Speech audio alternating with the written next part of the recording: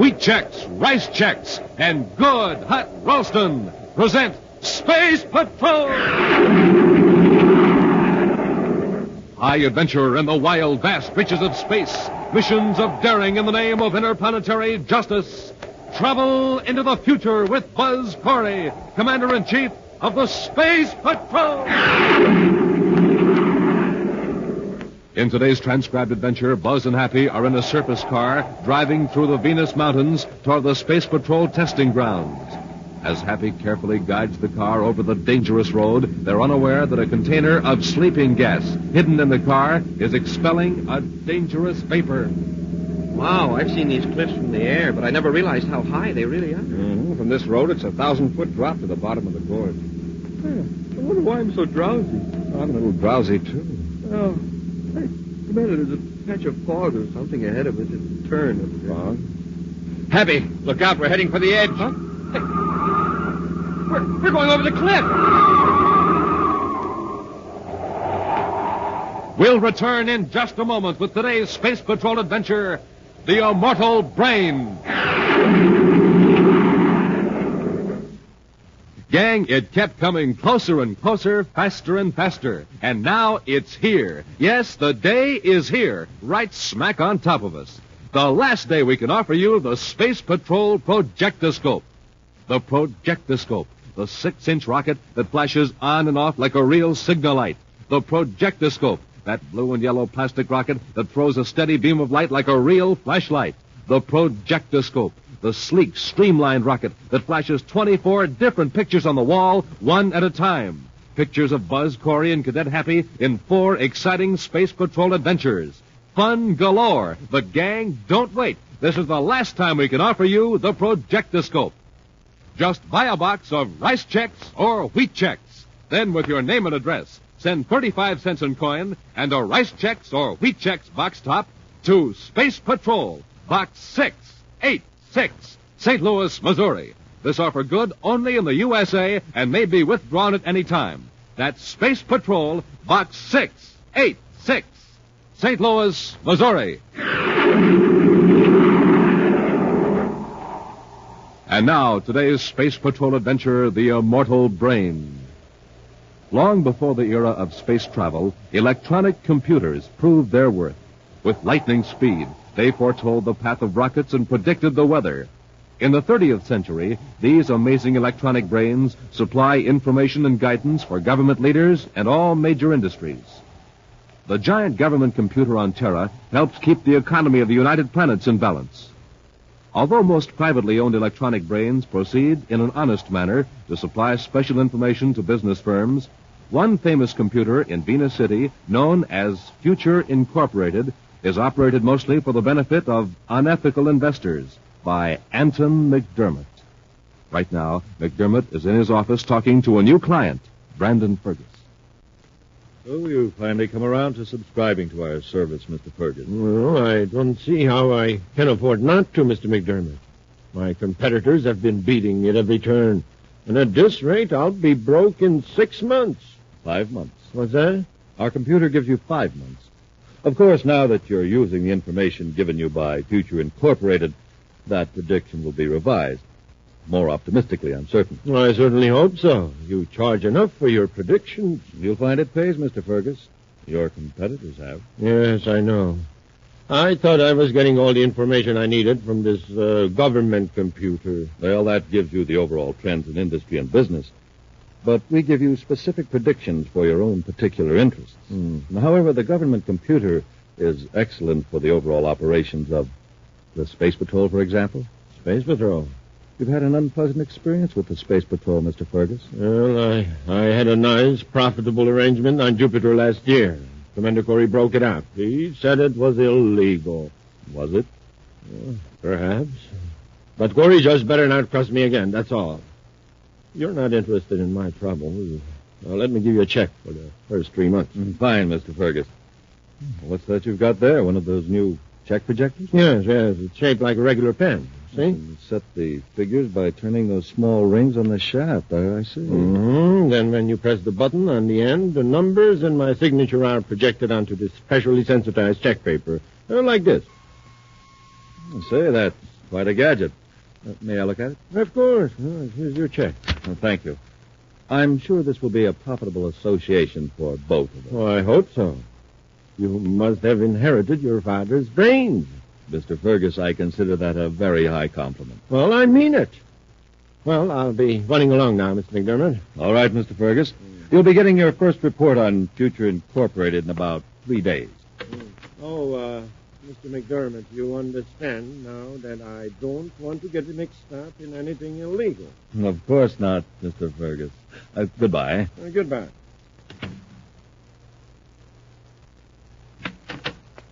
Mr. McDermott, are you free now? Oh, yes, Gilson. Fergus just left, and he signed up. Good.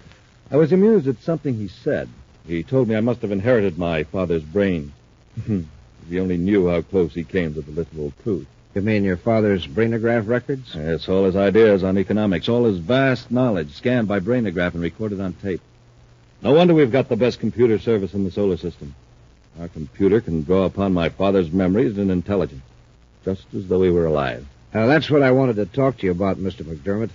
Something's gone wrong. What do you mean? You know that problem you asked me to feed into the computer regarding the probable government plans for a new city on Saturn? Yes, I've already bought most of the land in that area. Well, what's the trouble? I fed in some new data from the government, and our computer keeps teletyping nonsense. The same meaningless phrase over and over. What is it? Well, here's the tape from the computer, sir. Cancel GOC.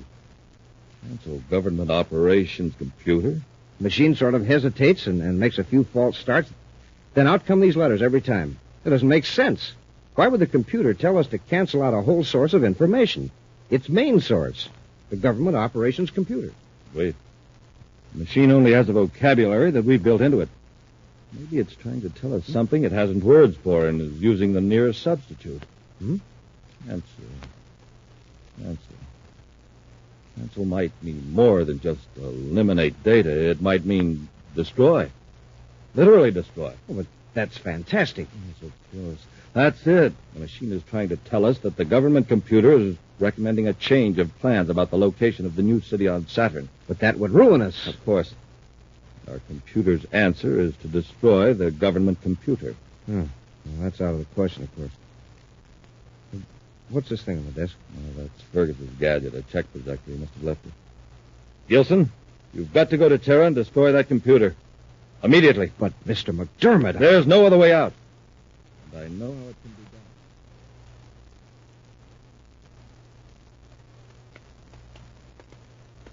Straight down this aisle, Happy, behind relay panel number 68B. That's where the trouble started. Yes, sir. Gee, this computer's a complicated thing. It'll take weeks to repair the damage, even if we put every available technician on the job. Here. See that small black metal case? This one? What does it do? It's not a part of the computer, Happy. It was put here deep inside the control unit wiring to sabotage the computer. That little box blew out this whole big machine? Yes. Well, who would want to do a thing like that? What would they gain? It's hard to see how anyone could profit from it. This is the work of an extremely irrational and vicious mind. Well, you mean somebody really blew his rockets? Mm-hmm. And paralyzed the largest, most important electronic brain in the solar system. Not only paralyzed it, but burned out memory banks, relays, and indicating instruments. Somebody must have a grudge against everybody. He succeeded in slowing down a lot of important projects. The economy of the whole United Planets will be thrown out of balance. We've got to find another computer. There's only one big enough to handle the job. Which one is that, sir? Future Incorporated in Venus City. It's not time to investigate the company, but they have an amazing record for correct predictions. It's run by Anton McDermott. McDermott. That name sounds familiar. Anton is the son of the late Samuel McDermott, the famous economist and historian. Oh, were you a friend of his? Yes. Never knew his son, Anton, very well, but Samuel McDermott and I were working on an idea together. What was the idea, sir? Well, you know it's possible to make a brainograph recording of a person's thoughts and memories. Yes, sir. I persuaded Mr. McDermott that he should leave such a record behind. It would be much quicker than writing books. In the case of a genius like McDermott, it would preserve thousands of ideas that would otherwise be lost. Mm-hmm. Our plan was to devise some way to transfer these ideas and facts to the memory bank of a computer. And that way we could benefit from a brilliant man's thinking ability, even after he passed away. At least we thought we could preserve part of it. Gee. McDermott told me he'd found a solution, but I was called away on a mission about then. When I returned, it was too late. Well, hadn't he written it down? No. At least no mention of it was ever discovered in his papers after his death. His son, Anton, turned all of his father's notes over to the government. It's sure too bad he couldn't have lived a little while longer. Eventually, someone will solve the problem. But right now, we've got one of our own. We'll blast off for Venus City and see if young McDermott will let the government use it. Commander, anything I can do for a friend of my father will be a pleasure. I appreciate that, Mr. McDermott. But you're doing a public service, not just a personal favor for me. Do you have any idea what motive was behind this sabotage of the government? Not the slightest. We haven't any clue as to who wrecked the Terror machine, except that he obviously knows quite a bit about computers. I certainly hope you catch the vandal, Commander. We will. McDermott, you'll receive some tape-recorded data for your computer's memory banks in a few hours. Then you can go to work on our Saturn problem. Excellent. Will you be going back to Terror right away? First, I've got to visit the Space Patrol testing grounds outside Venus City. Cadet Happy and I will drive over in the morning. I don't envy you the trip. I understand it's a nerve-wracking ride over that winding mountain road. Yeah, it would be easier to take an atmosphere ship, but as long as we have to be here on Venus another day, I thought I'd go the slow way and enjoy the scenery. Well, then I'll see you again before you blast off for Terror. Yes. Thanks a lot, Mr. McDermott. Don't mention it.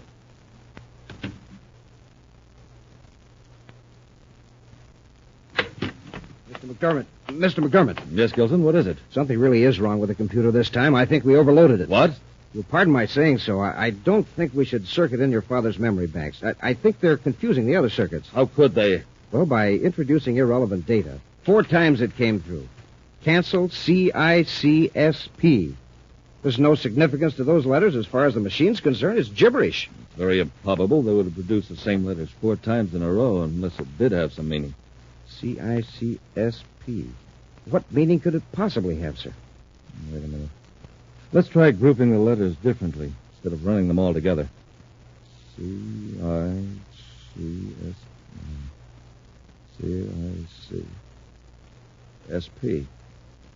SP. Space Patrol, perhaps. Oh, but what about the other letters? CIC. CIC. Commander-in-Chief. Cancel Commander-in-Chief Space Patrol? Remember?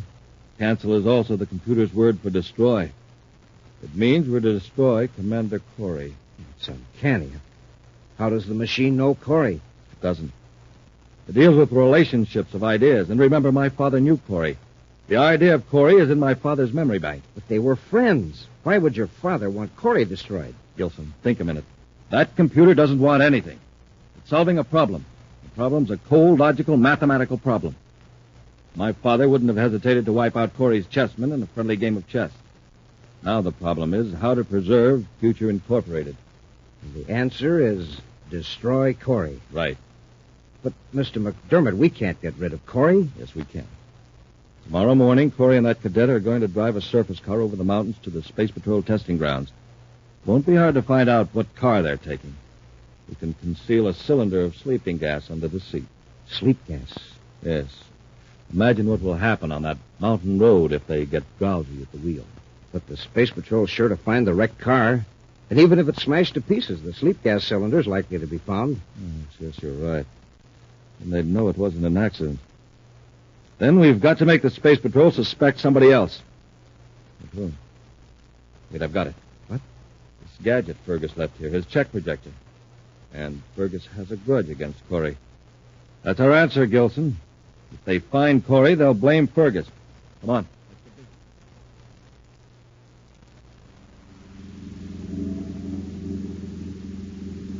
Gee, Commander, this is sure terrific scenery. I didn't realize these mountains near Venus City were so big. And we've always flown over them before. It takes a view from a surface car to make you really appreciate them. Well, the engineers who built this road sure did a great job. Yeah, they certainly did. Wow. And that would be some drop, especially along here. Mm-hmm. Over 1,000 feet. Oh, excuse me, sir. That sleep I had last night, I wonder why I'm so drowsy. Want to stop and let me drive a while, Hep? Oh, no, sir. It's only a few more miles to testing grounds. How you make it all right? Well, I'm a little drowsy myself. Commander, there's a patch of fog on the highway up at the next turn. Fog? Oh, I don't see. Oh, yes, I do. It's even foggy inside the car. Happy, look out. We're heading for the edge. Huh? We're going over the cliff! We'll return to Space Patrol in just a moment.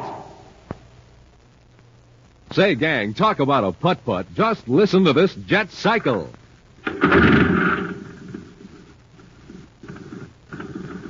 Yes, it's just a putt-putt, because all it has in it is ordinary fuel. But pour in some super fuel, and you get a super start, like this.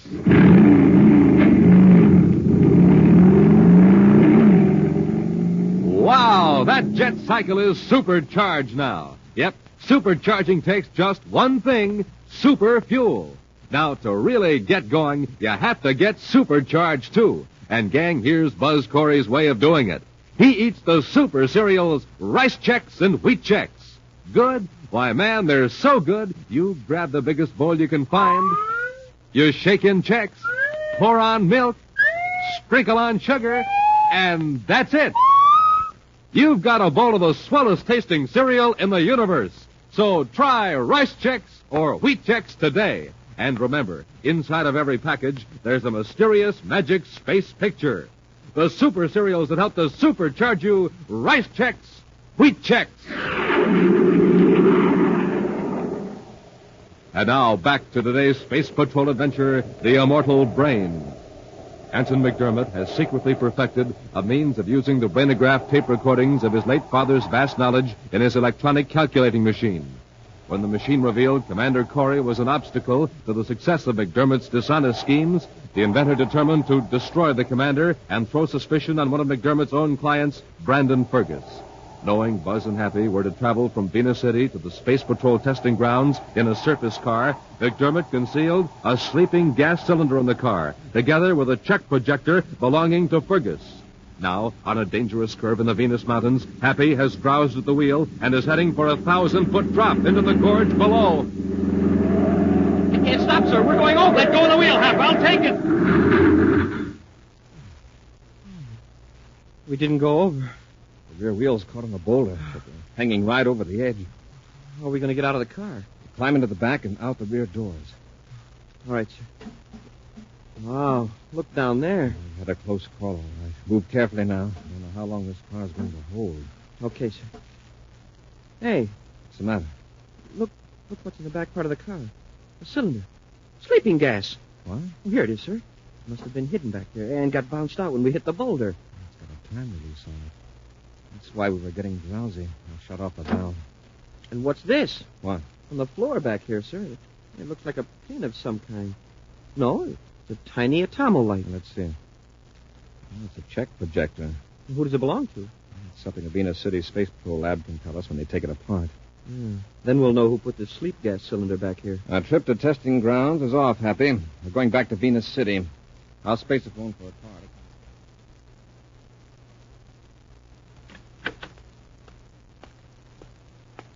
Mr. McDermott, here's an extract from that data we got from the government computer memory tape. Let's see it. Good, Gilson. It's printed up in government regulation form, just as I ordered. You want me to take it to Fergus? No, he's coming here to the office in a few minutes. I'll give it to him then. Oh, very good. Mr. McDermott, will it be absolutely necessary to go ahead with the rest of our plan? You mean doing away with Fergus? Yes. Of course, Gilson. We know that Corey and the cadet left Venus City for the testing grounds on schedule. That means that by now the sleeping gas has worked, and they've lost control of the surface car. But isn't the check projector enough evidence against Fergus? It might be. But if Fergus is later found with information that he could have stolen from Corey, it will provide a motive. However, if Fergus is given a brainograph test, he could prove his innocence. So, the only alternative is to give Fergus top secret data, and then do away with him. How do we do that? When Fergus sees this information, he'll blast off for Saturn to take advantage of it. When he's out in space, his air supply will fail. We'll see to that. And the Space Patrol will have an open and shut case. Exactly. If they find his ship, they'll find the secret data on him. Their only possible conclusion is that Fergus stole it from Corey. Oh, that's probably Fergus now. Let him in. Yes, sir.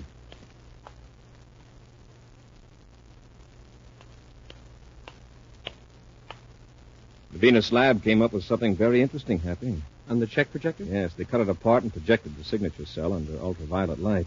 Whose is it? Belongs to Brandon Fergus. Brandon Fergus? Yes, I had some trouble with him several months ago on Jupiter. He was involved in an illegal transaction. I stepped in and broke it up. Well, then it must have been Fergus that planted the sleep gas cylinder in the surface car. It looks that way. I can't figure out a motive. As far as I know, Fergus has been sticking close to the law lately. Either he holds a grudge a long time, or he's planning something new and wanted me out of the way. Well, he sure came close to succeeding. We'll make sure he doesn't come any closer.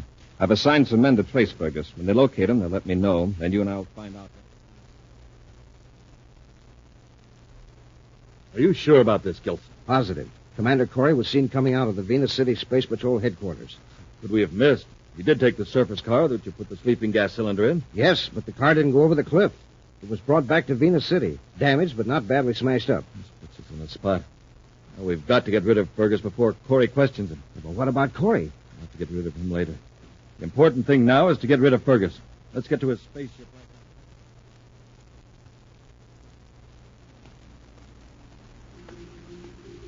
I just checked with Spaceport Operations Commander. Fergus's ship is on blast-off ramp 27. Good, Hap. According to one of our agents, Fergus has left his apartment, so he should be here at the spaceport soon. I wonder where he's going. I don't know, Happy. He must have decided to leave Venus City within the last few hours.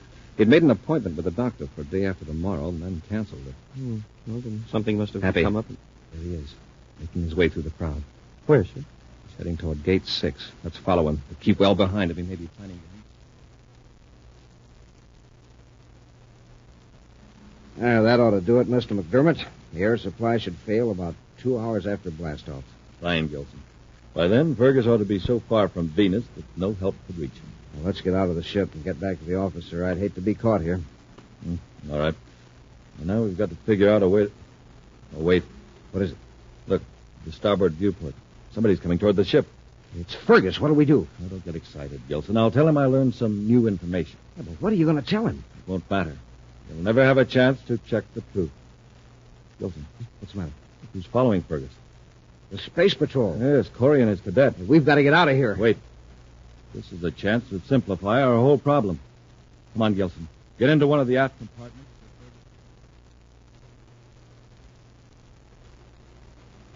He's going up the ladder into his ship, sir. Hadn't we better hurry? All right, Hap, but he can't blast off until he checks with Venus Space Patrol. It doesn't look as though we were going to meet anybody here. No. Evidently, Fergus has been working alone. All right, Hap, up the ladder into the ship. Yes, sir. Just a minute, Fergus. Don't close that hatch. What's that? We're coming in. We want to talk to you. Why, Commander Corey, I haven't seen you for almost a year. Yes, but I've got something here that belongs to you. Oh, it's my check projector. I thought you might explain how it happened to be in a surface car I was driving to the testing grounds outside of Venus City. Surface car? Why, really, Commander, I don't know what you're talking about. I lost a check gadget recently, but I haven't the slightest idea how it got into your surface car. Then I'll have to ask you to come along with me for a brainograph test. Now, see here, Commander, I've important business to attend to. Search him, Happy. Yes, sir. But this is outrageous. I assure you I've done nothing against the law since our last dispute. And you have no right to hold me here. He doesn't have any weapons, sir. Just this identification folder and some documents. I'll take them, Happy. Thanks. Now, see here, Commander. I resent this. And believe Hold me... it, Fergus. How did you get this? Why? This is government information, top secret, and it's an official document form. So you were going to Saturn, were you? Where did you get this information? Perhaps I can explain, Commander. Get your hands up to that. You too, Commander. McDermott. I warn all of you. Any movement, I'll use this ray gun on you. Gilson, watch him closely, especially Corey. Yes, Mr. McDermott. I don't get this, McDermott. What's the idea? I'll tell you, Commander. This greedy fool Fergus had nothing to do with the attempt on your life in the Venus Mountains. I planned it. You did? Why? Because my electronic computer informed me that you were the most dangerous obstacle to my success. You can't be serious. Furthermore, it informed me that the government computer on Terra should be put out of commission. Then you sabotaged the Terra calculator. That's right. My calculator also determined that if you remained alive, the Space Patrol would probably discover that I destroyed the Terra machine. So you put the sleeping gas in my surface car. Yes, but that plan failed. So I'll have to be sure that this time I succeed. I'm going to do away with Fergus and also you and your cadet right here in Fergus's spaceship. McDermott, I can't understand this. Your father and I were friends. He was a great man, a brilliant man, the kindest man I've ever met. That's rich, Corey. Do you realize that it was my father's decision that you should be eliminated? That's impossible. Do you remember those brainograph tapes? The idea you and he were working on to transfer those tapes to the memory banks of calculating machines? Yes, but he passed away before we could... Not quite, Corey. He told me the process. I'm the first man in history to add the contents of a human brain to an electronic thinking machine. And it's ironic, isn't it, that my father, your friend, should decide that you should be destroyed. That's very interesting, McDermott. But tell me, did you transfer all of your father's brainograph tapes to your electronic calculator? Of course not, just the important parts. The facts, his reasoning processes. That's all I wanted to know, McDermott. Get Gilson, Happy. Yes, sir. Give me that gun, Gilson. Good work, Happy. Keep them covered. Yes, sir. All right, McDermott, on your feet. Let's take him to headquarters, Happy. Yes, sir. McDermott, when you put your father's electronic calculator together, you forgot one thing. What was that? Your father's brain wasn't merely a collection of facts. That's all you preserved. You threw away the important qualities, sympathy, kindness, and the love for humanity. I don't know what you're talking about. Of course you don't. McDermott, you can build a substitute for the human brain, but you'll never build a substitute for the human heart. In just a moment, an action preview of next week's exciting Space Patrol adventure. Come in. You wanted to see me, Commander? Oh, yes. Come in, Captain Tupel. Captain, you understand, don't you, that today is the last time we can offer the gang on Earth a Space Patrol projectoscope? Yes, sir, I do. Then be sure to mention that when you talk to them on the radio today. I don't want anybody to get left without one. Now, look at this projectoscope I have here. You ever see a better model of my rocket? Never, sir. Take a look at how easy it flashes signals. Perfect. Look at the steady beam of light it throws. A real flashlight in the shape of a rocket. And, of course, it's also a film projector. It flashes pictures on the wall. Pictures of Hap and me and 4 of our greatest Space Patrol adventures. Say, what's that, Commander? Oh, my radio beam relayer is on. The boys and girls have been listening to us all the time. Hi, gang. Glad you're listening in because now you already know that I want you to send in right away for a projectoscope. Remember, this is the last time we can make this offer. That's right, gang. To get a projectoscope, do this. Buy a box of rice checks or wheat checks. Then, with your name and address, send 35 cents in coin and a rice checks or wheat checks box top to Space Patrol, Box 686, St. Louis, Missouri. Don't forget your 35 cents. That's Space Patrol, Box 686, St. Louis, Missouri. And now, a preview of next week's exciting Space Patrol adventure. Buzz and Happy are in the basement of a museum near some prehistoric fossil pits on the Martian desert, searching for valuable gems. These gems look real to me, Commander. They are, Happy. I think we've found the man who smuggled them in. Hey, Commander, what's that? Stay where you are, both of you. Now, Commander, you may have found me, but this machine will keep you from capturing me. Well, what kind of a machine is it, Commander? It's a disintegrator for removing rock from fossils. That's right, and it will destroy anything, Cadet. Do you understand anything? That means no one will ever find a trace of either of you. Join us again next week for the mystery of the Martian fossils, when wheat checks, rice checks, and good hot Ralston again present another exciting adventure on Space Patrol.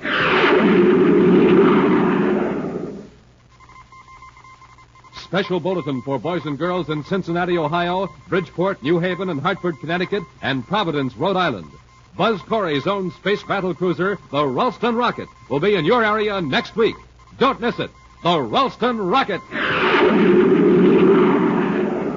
Space Patrol, created by Mike Moser, starring Ed Kemmer as Commander Corey and Lynn Osborne as Cadet Happy, was written by Lou Houston. Produced and directed by Larry Robertson. Executive producer Mike Debry. Other players were Bela Kovac, Ken Mayer, and Norman Jolly. Dick Tufeld speaking. Now, don't forget to tune in next Saturday and every Saturday when wheat checks, rice checks, and good hot Ralston again present the new exciting Space Patrol. And be sure to see another exciting Space Patrol program on your local ABC television station. Consult your local paper for time and channel. This program is broadcast to our armed forces overseas through the worldwide facilities of the Armed Forces Radio Service. Space Patrol has come to you transcribed from Hollywood. This is ABC Radio Network.